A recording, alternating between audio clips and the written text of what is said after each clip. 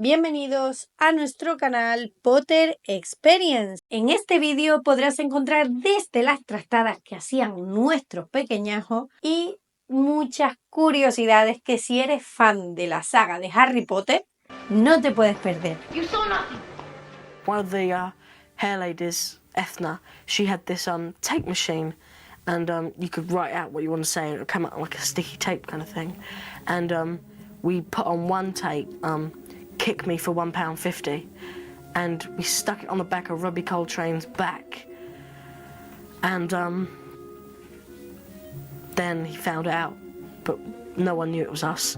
Robbie Coltrane had a very smart phone, and I'm very good with phones. I don't have one myself, but I've played with so many other people's phones that I've kind of picked up a lot of stuff, and I turned Robbie Coltrane's phone language into Turkish. One time's in potion lesson with Snape, who was really scary.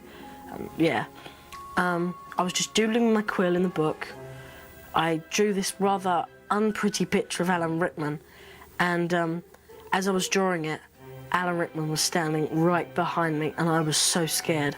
The picture wasn't nice either. It was, I think I exaggerated a few of his features. I won't go into detail on that. But he was really cool about it. I think he even kept the pictures. I made him sign it, and I have it in my possession. And I'm very fond of it. Number two, there are all these notes going around, then we just put them in a pen lid and we throw them across the room, and so we get the note out and read what it said, like, I fancy so-and-so and all this kind of stuff. And Chris Columbus, the director at the time, he got hold of one of them, he intercepted it, and he read it, and he started giggling to himself, and then he put it in his pocket and was like, if you don't want me to read that out, and I know a few of you don't, then you're going to get on with this. So we got on with it, and we learnt our lesson then.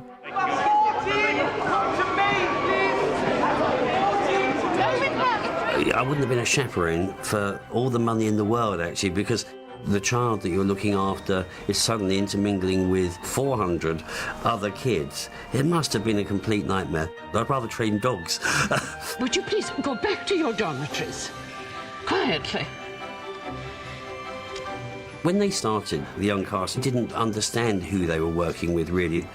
I'm sure there must be frustrating moments when, someone of 11 or 12 doesn't quite get what they're supposed to be doing. 24 to 40 to 24, right? But the adult cast were always very, very, very generous with all the younger cast. Chris asked me, would I read the scenes with the kids? And we finished the reading with them, and Rupert looked at me and he said, that was quite a good reading. He said, I think you'll be quite good in this part. And I thought it was hysterical.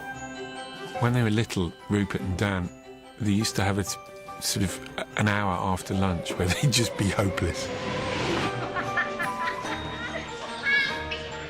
I'll eat your nose. Chris Columbus used to be going, come on, guys, come on. We're so annoying. No chance. He's gone. Now. We were just a bit too eager that time. You had tremendous energy. Yeah, I was terrified. I think I should run behind my chair. We were so young that I think people just really wanted to be there for us. We weren't actors. We were just kids, We didn't know what we were doing, and we needed a lot of kind of support and attention and love, and we really found that here. They worked so hard because when they weren't filming, they were being tutored, and they were always jolly. I don't know how they did it. You have to do steals and then you have to go to school. Do you find that exhausting? It sounds terribly exhausting to me. People say I have a lot of stamina. Stamina of an ox. Which I don't know if it is a good thing or a bad thing, because I've never met an ox. School? No, I love it. I have a great tutor, and I really enjoy myself, actually. My tutor, Ken Harder, he's really, really nice, and he's made it so brilliant. Rupert and I actually had classes together for the first two films. First two, yeah. Yeah. You used to have to do times tables, like 100 of them in under a minute or something. Oh, yeah, see how much you got out of 100. Yeah. Emma and Rupert to school, please. Thank you. Artist at school, thank you. The education is really important for us. We have teachers. We have a headmistress. What year are you in? Because they converted a load of office space to like a little school, really. And basically, when we weren't on set, we were in a classroom. They had to do their 3 hours every day. There was no two ways about it. Sometimes if you were having a quiet day, you could do some up to 5 hours, which was really grueling. So you were always begging to go down to set.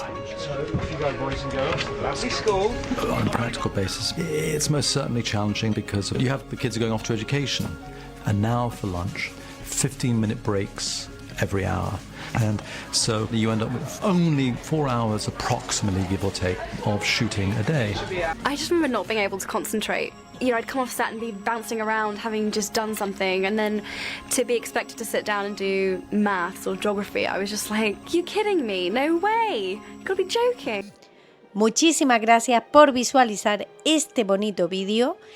Si te gusta este contenido, dale like, suscríbete y no te pierdas todo el contenido que estamos preparando especialmente para ti.